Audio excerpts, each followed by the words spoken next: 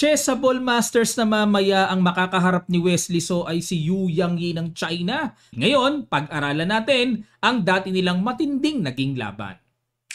White dito si Wesley Yu Yangyi, ang black nag-E4, E5, Knight F3, Knight F6 at nag-Knight takes E5. Ito po yung tinatawag na Petrov defense at nag-Knight takes E4, Knight C3. Yan ang linyang preparado si Wesley dyan. Kasi dito, di ba, usually nakikita natin D4, D5, Bishop D3, Bishop E7 or Bishop D6 lines. Yan ang common eh. Pero dito sa gusto ni Wesley, balik tayo. Nagda-Knight C3 siya. Tapos, ayun, kinapture, linyado yan, capture, at nag-Bishop E7, Bishop E3, Knight C6, Queen D2, at nag-Bishop to E6. Ayan na, castling queenside.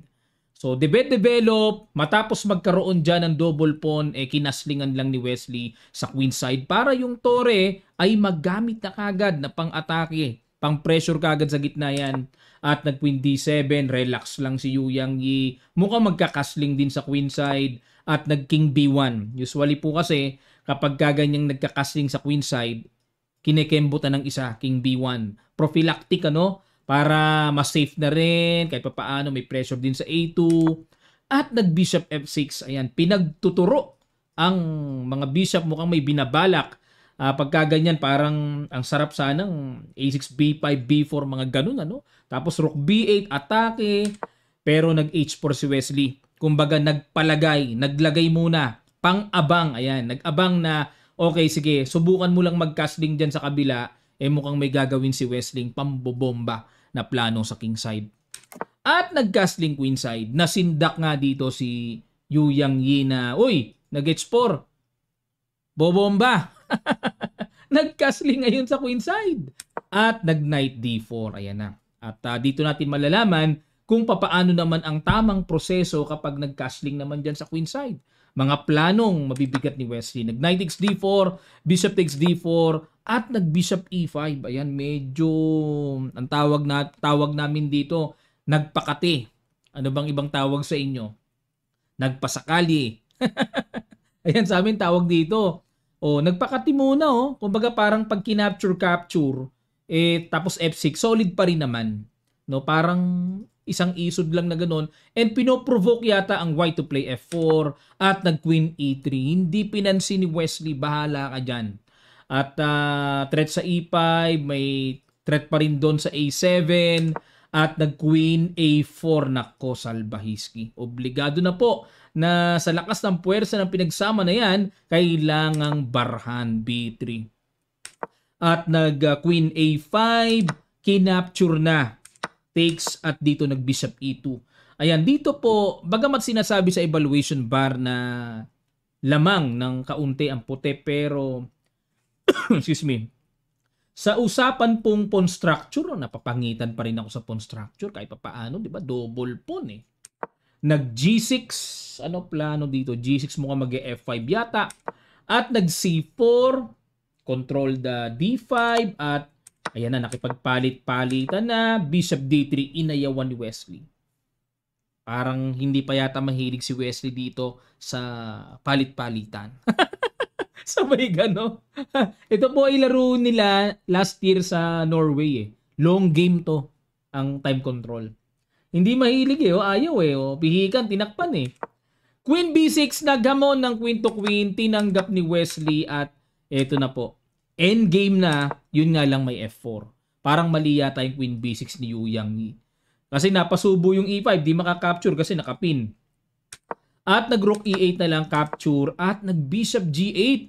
Aba, mukhang nakatimbre din ah. Mukhang alam niya, sukat niya na okay, ganyan ang mangyayaring senaryo, pero paano mo ililigtas yan? Nag-H5 ayun. Meron namang may bala pa rin si Wesley. Pang weaken, pampahina, pang destroy ng kingside pawn structure, kinapture, at nag-Bishop F5 check. Ayun, nagkaroon ng timing to push E6. Siguro natanaw ni Wesley ito, pero ang hindi natanaw ni Yu Yangyi, maaaring kinapos dun sa tira ni Wesley ng H5. Kasi hindi pwede makipagsabayan ng capture, bitin naman yung pawn sa G6, kaya napilitang kumapture. Yun nga lang, bagamat nakakapture ang libre sa pawn sa H5, weak naman Importante, yung ipon buhay. At dito ay nag C5, nag Rook E3, ayun, pupunta sa H3. At nag King C7 na, Rook G3, ayun, papasok para makapangalikot ng mga check-check dyan. Ayun, kumapture and then Rook G7 check, King B8 at nag-Bishop to E4. Target po ang Pawn B7, nag-Bishop C8 at nag-Bishop D5. Ayan. At as long as yung Bishop ay protected yung pawn, yan pong mga pawns na yan, F6, H7, H5, medyo mahina talaga. At anytime, pwedeng pitas-pitasin yan. Naalala ko yung laro namin ni Wesley sa Interprovince na ginanap po sa Aklan. No, pinalamang ako ng 3 pawn yata yon, pero patong-patong yung pawns ko. Bandang huli nakuha niya ring lahat, natalo ko. 7 out of 7 siya noon sa Interprovince. Malupay si Wesley, super GM na siya noon that time. Nag-Rook E2, ayan, control the second rank and may plano po dito ako nakikita magbi-Bishop F5 to attack the C2. At dito ay nag-Bishop F3, Rook D2, kinapture na, bumagsak na yung H5 na bawi na Bishop F5, at dito nag-Bishop F3, ayun. So, ibig sabihin, kung Bishop takes C2, may King C1 tempo, at kung Rook takes, may capture naman doon. Nag-Rook D7 na lang. Ayan. Kasi po dito mga kamatyas, no, linisin lang natin, pag nag-Bishop takes C2 check ay mag-King C1. Ayan, at obligado mag-Rook F2, then Rook takes B7 check, King C8, then Rook takes B6. Maninimot ng pawns eh. Ayun, no, tapos next target yung F6, yung C5. O boss, mukhang maporma lang kasi nandyan yung mga pyesa tipong naka-atake sa king, pero hindi sapat ang puwersa o pagtutulungan ng dalawa na yan para magkaroon ng fatal situation ng puti.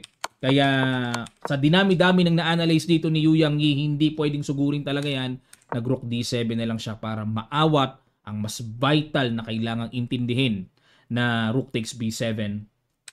At dito po nag-Rook G8 check, King A7, King C1. Ayan, para hindi na makabalik sa Rook D2 at maatake pa ang C2, nag-Rook E7. Ayan, dyan dudungaw, makagulo-gulo ng check dyan. At nag-Rook F8. Ayun, basta si Wesley focus kung papaanong pababagsakin ng mga pabutil-butil na mga weak pawns. Bishop E4. Ayun, nag-decide na dito si Yu Yangyi na okay, sige, another theme of endgame, rook and pawn naman tayo.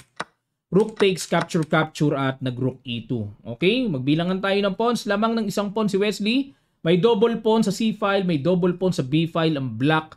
Tapos tag-isa. O kung tutuusin, parang drawish ano. Pero ito pala'y hindi gayon kadali. Sa black hindi ganun kadali. Kitang-kita sa evaluation bar na ayan no, talagang pinapa-capture na para makuha din yung pawn sa F3. Pero dito nag-King C3 lang. Ayun, mukhang may dadaanan doon Samantalang si Yu Yangyi nakaabang din na kapag nag-King D3 papasok. At nag-King B2, King A6. Ayan, umatras din naman. At nag-King C1. Ayun, naku, bumaba evaluation bar. Dapat daw po ang tira ay King C3. Tuloy na lang. Pag nag-King A5, King D3. At kung mag-King B4 man, King E4. Yan ang dapat nating matutunan. Ano? Pagka kumapture dyan and then F4. Basta depensado yung pawn sa B3. Tapos, mag-isip ng plano kung papaano, maipush-push, maiprogress yan. Pag chumek naman, papasok doon. Yan ang nakikita kong mga step-by-step na gagawin para magkaroon ng progreso yung F-pass pawn. Yun nga lang po, kailangan ng matibay na nerve. Kailangan matibay ang puso mo dyan. Balik tayo sa ginawa na King C1, King A7, King B1, King A6, King B2, King A7, King C3, nag-King B8. Nag-iba ang desisyon dito ni Yu Yangyi. Imbis sa dito dumaan, nagbago ng ruta doon sa kabila dadaan.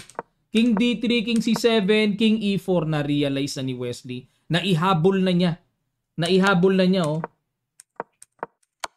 Ayun, naihabol na niya yung idea na kahit ibigay yan, as long as may F4 ka, hayaan muna yung H4. Wala naman yung H4 na yan. Kumbaga parang palamuti lang yan No? Palamuti. Ayun, saka kinapture. Rook F3. Ayun. Pero ang mabigat dyan, yung progreso ng F-pass pawn. Yan ang vital dyan. Check. Harang. Ayun, F6. Capture F7. Ang bilis. Ang bilis po ng progreso. Ayun, para may check dito. Okay, gumanon, bumaba para may check sa ilalim. Ayun, kinuwi na ni Wesley, check dito. At dito po ay tuluyan nang niresign ni Yu Yangyi ang laban. Yan. Ang score po nila sa classical, 4-2. At yung iba puro draw na. Okay, ibig sabihin 4 points si Wesley, 2 points lang si Yu Yangyi. At sa rapid naman po, 2-1. 2 points ang panalo o dalawa panalo ni Wesley, isa lang ang panalo ni Yu Yangyi. Overall po ay talagang laging lamang si Wesley sa kanilang palitan, sa kanilang history match. Kasi sila mamaya magkalaban sa Chessable Masters at nandun sila Magnus, nandun na sila Giri, Praggnanandha. Okay, aabangan po natin yan mga kamatsas. Yun po ay knockout system. Tingnan natin kung makakalusot si Wesley kay Yu Yangyi muna. Yun muna kailangan trabahuin ni Wesley. So nandito lang po si Coach Naba, kamatsas, at abangan natin at i-report ko sa inyo, babaybay natin, alamin natin ang mga dapat nating malaman sa malakasang Chessable Masters. Maraming salamat, magkita-kita pa tayo sa mga susunod pang chess updates.